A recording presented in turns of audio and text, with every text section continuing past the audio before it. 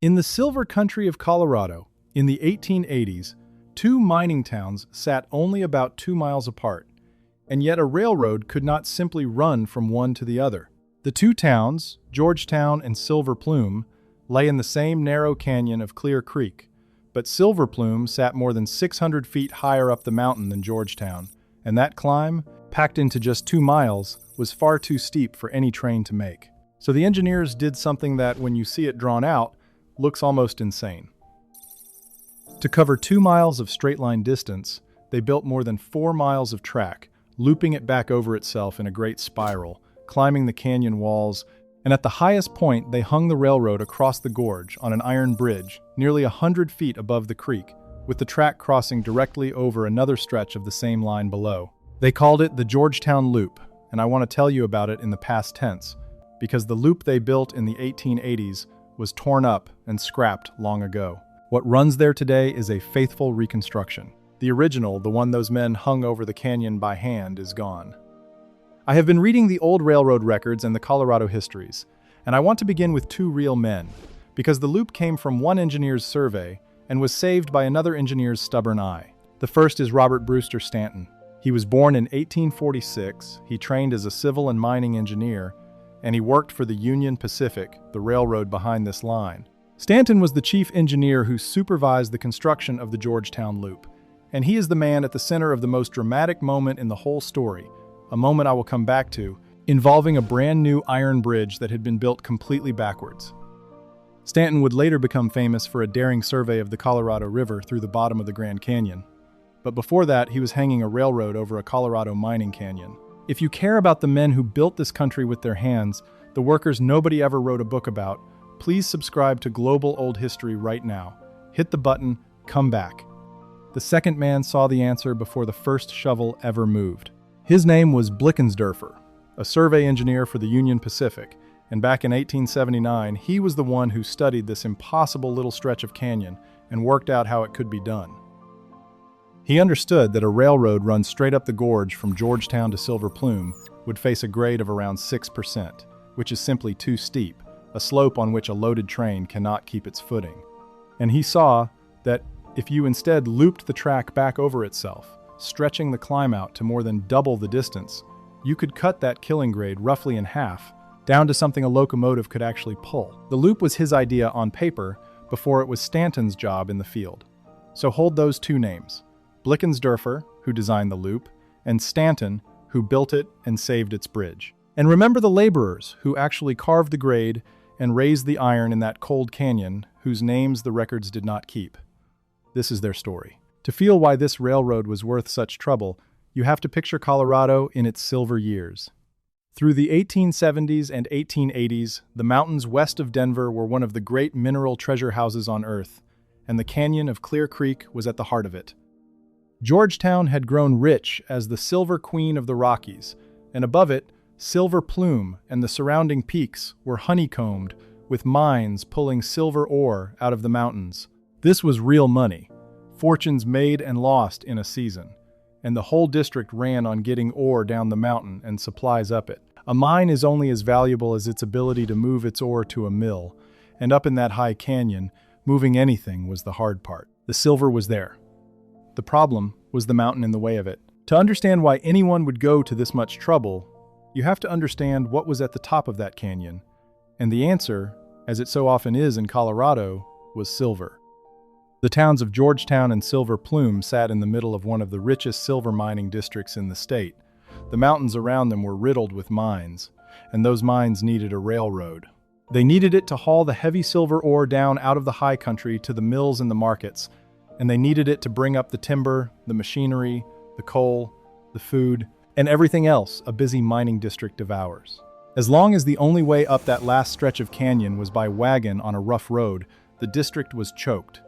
Whoever could push a railroad up to Silver Plume would unlock the wealth of the whole upper canyon. The trouble was that the canyon had no intention of making it easy. For a time, the only way up that last stretch of canyon was by wagon, on a rough and steep road, and that was a stranglehold on the whole district. Wagons are slow, they carry little, and they are murderously expensive for heavy freight like ore and machinery and coal. Every ton of silver that had to be hauled down by wagon and every ton of supplies dragged up cost a fortune and took forever. The mines of the Upper Canyon were rich, but they were choking on the cost of transport. A railroad would change all of that overnight, turning a brutal wagon haul into a quick, cheap rail trip. Everyone in the district knew it. The only question was whether a railroad could physically be built up a canyon that climbed 600 feet in barely 2 miles, and for years, the honest answer seemed to be no. What changed the answer from no to yes was not brute force, but a clever look at the ground. The Union Pacific, hungry for the traffic of the Silver District, sent its engineers to study the canyon and find a way. Most of them saw the same impossible slope everyone else saw. But the loop idea, once it was drawn, turned the impossible into the merely very difficult. Suddenly there was a route, on paper, that a train could actually climb. The railroad committed to it, chartered a company to build it, and set its crews to work carving a spiral up the walls of Clear Creek Canyon. The decision to build the loop was a bet that the silver would keep flowing long enough to pay for an extraordinary piece of engineering, and for a good while, that bet paid off handsomely. It is worth pausing on how bold that bet was. Railroads were not charities. They built where they could make money. And a line that cost a fortune to carve up a canyon could only be justified by a steady flow of paying freight. The Union Pacific and its builders were wagering that the silver mines of Georgetown and Silver Plume would keep producing for many years, enough to repay the enormous cost of the loop and its high bridge, and then some. It was the kind of calculated gamble that built the American West. Fortunes staked on the belief that the mountains would keep giving up their ore. For a couple of decades, the mountains obliged. But a railroad tied to a mine is always, in the end, betting on something it cannot control. All of that, though, was still just money and maps and the confidence of men in offices. The actual building of the loop would fall to laborers with hand tools in a cold mountain canyon, and it would test them in ways no balance sheet could capture. Before any silver ever rode down the finished line, somebody had to carve a railroad up the side of a gorge, throw embankments across the gaps, and hang an iron bridge nearly 100 feet across the open sky. That is where the real story of the Georgetown Loop lives, not in the boardroom decision to build it, but in the rock and the iron and the winter cold. And it begins, as these mountain stories so often do, with a slope that flatly said, no. Quick pause. If these stories matter to you, join the Boss tier for $4.99 a month. Loyalty badge, custom emoji, early access 24 hours before public, and members-only polls. Link in the description. Now back to it. The problem was the same one that haunts every mountain railroad, the problem of the grade. A train climbs by the grip of steel wheels on steel rail, and that grip gives out on any slope much steeper than a few percent. The straight shot up the canyon from Georgetown to Silver Plume would have demanded a grade of about 6%, more than double what a railroad of that era could safely work. A train trying to climb it would have stalled and slid back. A train trying to come down it could have run away entirely. 6% was not a hard grade. It was an impossible one. And the canyon was so narrow and so short that there seemed to be nowhere to put the extra track you would need to soften it. It is worth being clear about just how dangerous a 6% grade would have been, because it explains the whole shape of the railroad. Going up, a loaded train on such a slope would simply lose its grip, the wheels spinning uselessly on the rail until the train ground to a halt or began to slide backward. But coming down was the real nightmare. A train descending a 6% grade, with a heavy load behind it, could overwhelm its brakes, pick up speed it could never shed, and run away down the canyon to a certain wreck. Railroad men had seen runaways on far gentler grades, and they were horrified by them. No responsible engineer would send trains up and down a 6% mountain grade with ore and passengers aboard. The grade had to come down, well under half of that, and the only way to do it in that cramped canyon was to make the track far longer than the straight line distance. Spreading the climb out that way is the same trick every great mountain railroad uses. The same idea behind the loops and horseshoes carved into ranges all across the West. But the Georgetown Canyon was an especially cruel case, because it offered so little room. There was barely space to fit the doubling back curves between the canyon walls and the creek. The engineers had to thread the looping track through a tight, rocky gorge, stacking the line above itself, fitting curve above curve in a space that seemed far too small to hold them. It was less like laying a railroad across open country and more like solving a puzzle in 3 dimensions, in stone, with a rushing creek at the bottom and a fixed amount of height that simply had to be gained. Blickensderfer's answer was to stop thinking of the canyon as a straight path and start thinking of it as a space to be filled with track.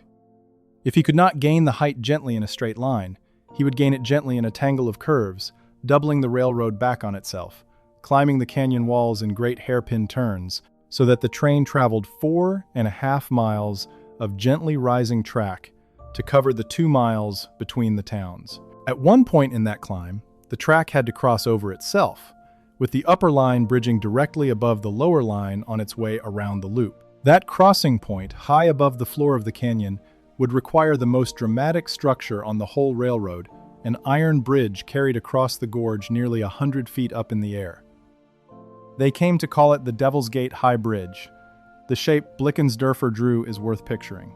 Instead of running straight up the canyon, the track set off climbing along one wall, curved back on itself in a great hairpin, climbed some more, and at the key point, swung around in a loop that carried the upper track directly over the lower track on the high bridge. By the time a train had wound its way through all of that, it had traveled more than 4 miles to gain the 600 feet of height, and it had done so on a grade gentle enough to be safe.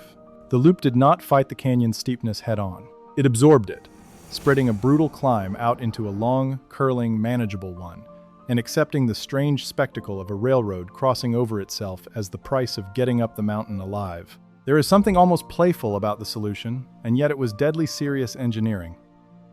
Every curve had to be gentle enough for the locomotives, every grade held within strict limits, every bridge and embankment strong enough for the heavy ore trains.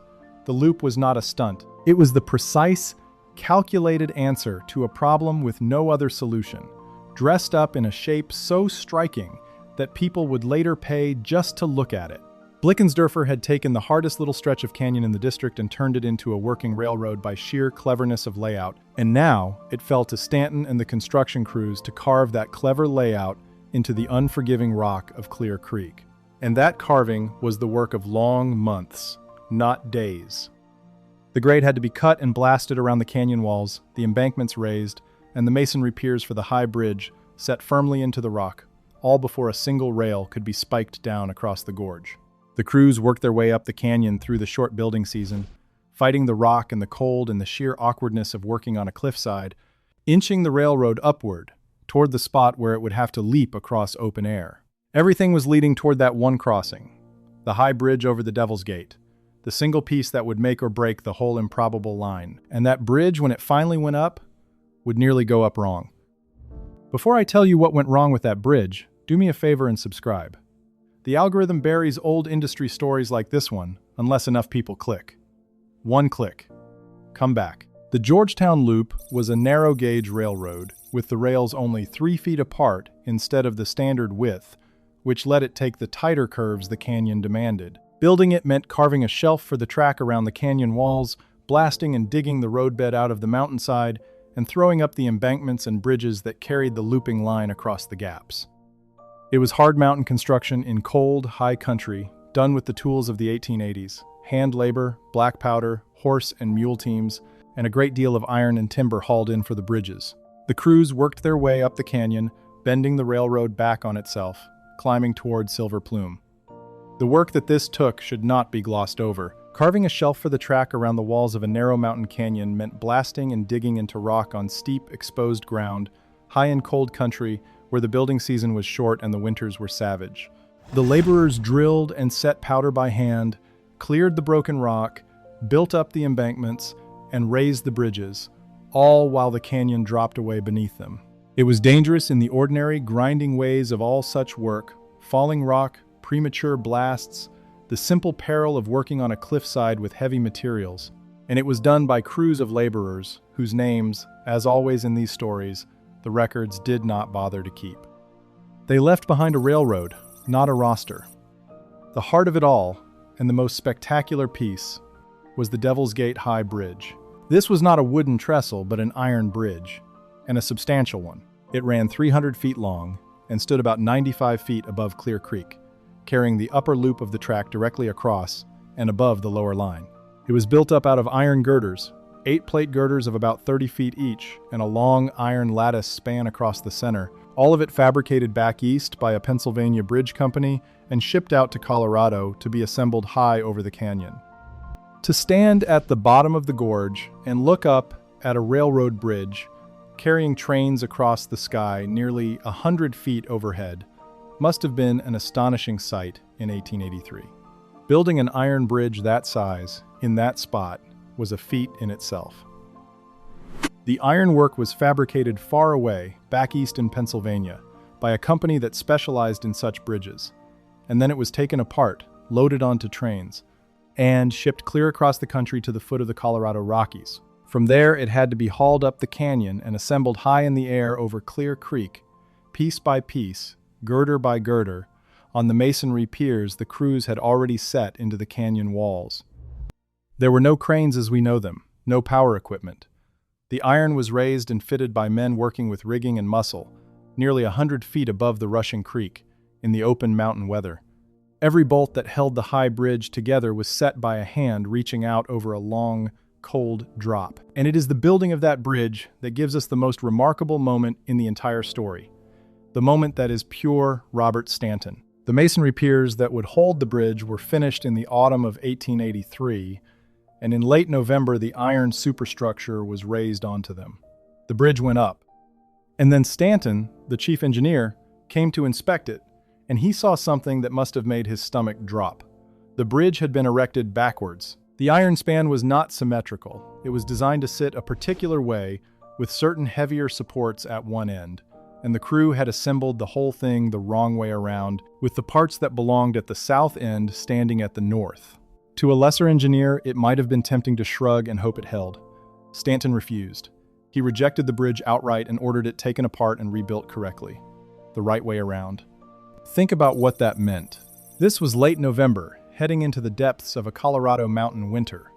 The bridge stood nearly 100 feet over a frozen creek in a high canyon, where the cold is brutal and the days are short.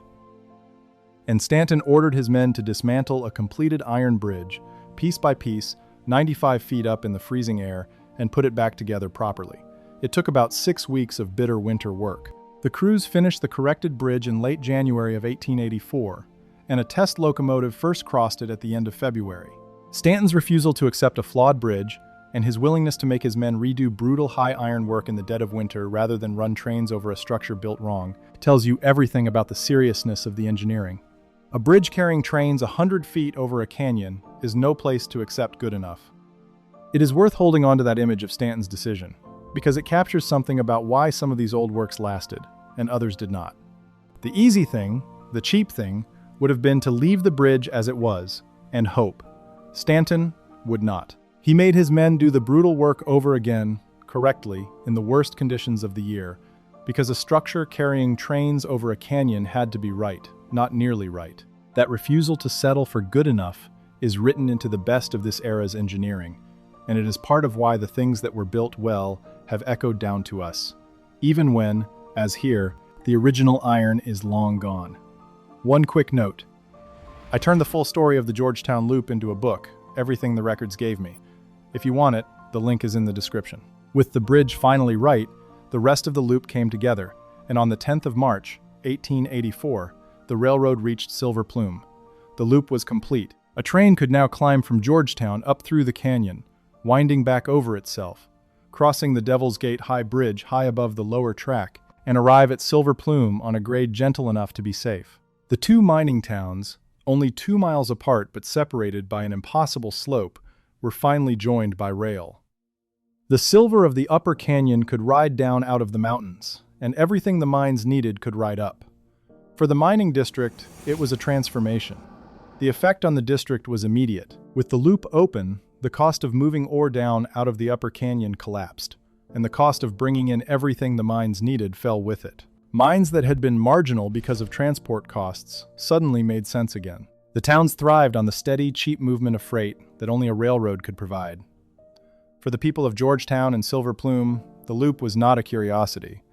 It was the artery that kept their whole economy alive, the thing that turned a hard, isolated mining district into a connected one. The strange spiral with its high bridge was, first and foremost, a working freight railroad, and it did its working job superbly. The Georgetown Loop quickly became famous well beyond its usefulness as a freight line. It was so striking to look at, a railroad spiraling up a canyon and crossing over itself on a high iron bridge, that it became one of the great tourist attractions of Colorado almost immediately. People rode it not just to get from one town to the other, but to experience the loop itself, the thrill of the high bridge, and the strange sight of the track passing over the track. In an age before automobiles and airplanes, a railroad that performed such a feat was a genuine wonder, and visitors came from far away to ride the loop and feel the canyon drop away beneath the high bridge. The little engineering marvel in the Silver Canyon had become a destination in its own right. That tourist fame turned out to matter more than anyone expected, because it gave the loop a second reason to exist beyond the ore. Excursion trains brought sightseers up the canyon specifically to ride the loop and cross the high bridge, and photographs of the spiraling railroad spread the fame of the place far and wide. For a railroad, having a stretch of line that people will pay simply to experience is a rare gift. It meant that even as the future of the mines grew uncertain, the loop had a value all its own as a wonder, a thing worth seeing. That reputation as a marvel is part of why the loop would eventually be brought back, long after the freight and the silver were gone. But the loop lived and died with the silver, and the silver did not last. The great mining boom that had justified the railroad eventually faded, as mining booms always do. The richest ore played out, silver prices fell, and the mines that had fed the line began to close. A railroad built to serve a mining district cannot outlive the district by much, and as the mines went quiet, the traffic on the loop dwindled. The line struggled on for decades under different owners, increasingly dependent on the tourists rather than the ore, but the economics kept getting worse. By the late 1930s, the Georgetown Loop could no longer pay its way. It is the oldest story in mining country. A railroad built to serve mines is chained to the fortunes of those mines, and when the ore gives out, the line that depended on it cannot last. Through the early 20th century, the Georgetown Loop limped along, carrying fewer and fewer carloads of ore and leaning more and more on the tourists. But excursions alone could not pay to maintain a mountain railroad with a high iron bridge that needed constant care. The costs kept climbing while the traffic kept falling. Year by year, the line slid toward the end until the owners faced the arithmetic that mountain railroads so often face, that the cost of keeping it running had finally outrun any reason to keep running it. And so, in 1939, the original Georgetown Loop met the fate of so many played-out mountain railroads. It was abandoned and torn up. The rails were pulled, and the great Devil's Gate High Bridge, the iron marvel that Stanton had refused to accept until it was built correctly, the bridge his men had rebuilt in the freezing winter of 1884, was dismantled and sold for scrap. The price the iron fetched as scrap was almost insulting, a few $100s for a bridge that had been an engineering wonder. The loop that had taken so much skill and cold, dangerous labor to build was simply unbuilt, and for decades, the canyon where it had spiraled stood empty of track, the masonry piers of the high bridge standing alone in the gorge, like the ruins of a lost civilization. That would be a bleak place to end, except that this story has an unusual second act. Beginning in the 1970s, people who cared about Colorado's history decided that the Georgetown Loop should not stay lost. A restoration effort began, the old route was reclaimed, and crews set about rebuilding the railroad, including a faithful reconstruction of the Devil's Gate High Bridge on the original piers. In 1984, exactly 100 years after the original loop first reached Silver Plume, the rebuilt Georgetown Loop reopened, with trains once again climbing the canyon and crossing the high bridge over the gorge. So, a version of the loop runs today, and it is a careful and loving recreation. But it is important to be honest about what it is. It is a reconstruction. The bridge you cross now is not the iron that Stanton's men hung over the canyon in 1884. That original was scrapped in 1939. What stands today is a tribute to their work, built on the same stone piers, in the same impossible spot. I find myself thinking about those masonry piers, the ones that stood alone in the canyon for all those decades between the scrapping and the rebuilding. They were the one part of the original that endured, the stone footings the laborers had set into the canyon walls to carry the high bridge. For 45 years they held up nothing at all, just stood there in the gorge, monuments to a railroad that was gone. And then, When the loop was rebuilt, those same original piers were strong enough and true enough to carry a new bridge. The men who set that stone in the 1880s built it so well that it was still doing its job, holding up a railroad a century later, even though the iron it was built to carry had long since been melted down. The stone outlasted the marvel it was made for. We can name Stanton, the engineer who would not accept a backwards bridge and made his men rebuild it in the winter cold. We can name Blickensderfer, who saw the loop in the canyon before anyone had turned a shovel. But the men who carved the roadbed out of the canyon walls, who hauled and bolted the iron of the high bridge 95 feet over the creek, who took that whole bridge apart and put it back together in the freezing winter of 1884, because the chief engineer told them it was built wrong. Those men we do not know. The records kept the engineers and the bridge company and the price the scrap iron fetched. They did not keep the names of the men who hung a railroad over a Colorado canyon by hand. Here is the thought I will leave you with, and you can tell me in the comments whether you think I have it right. We tend to measure these old works by whether they survived, and by that measure the original Georgetown loop failed, torn up and scrapped within a single lifetime of its building. But I do not think that is the right measure.